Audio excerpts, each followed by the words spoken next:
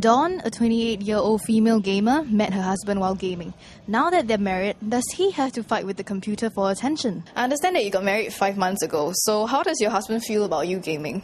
He's supportive, although sometimes he'll ask me hey, stop playing, let's go out for a movie. Because sometimes I get a bit engrossed. I'll just play and I'll forget the time.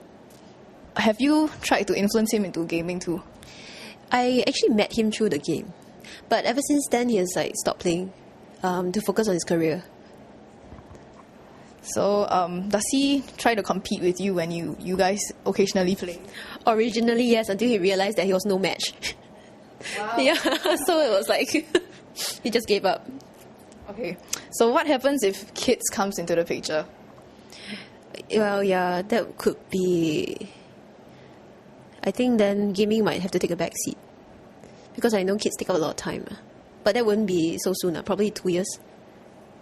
I still plan to enjoy myself a bit more. Dawn is practical and is clear about her priorities, but obviously she's also lucky to have the support of her husband and her family members. My parents are they're quite liberal. They don't really try to interfere with what I do in my life, as long as they say you don't steal and you don't murder people and you don't do wrong. So yeah, they are quite okay.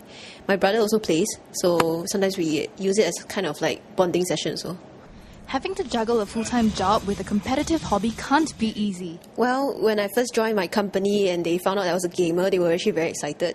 They were like, oh, well, we can talk to you about games and things like that. It's a good thing, actually.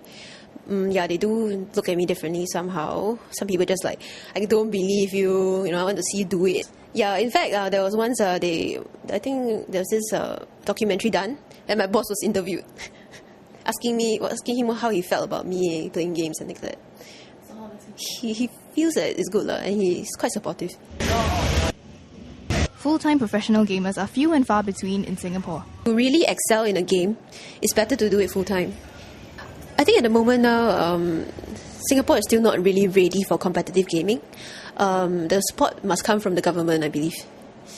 So once the society is more accepting of gamers, then there will be gamers who can corporations who can take gamers under their wing and give them a salary.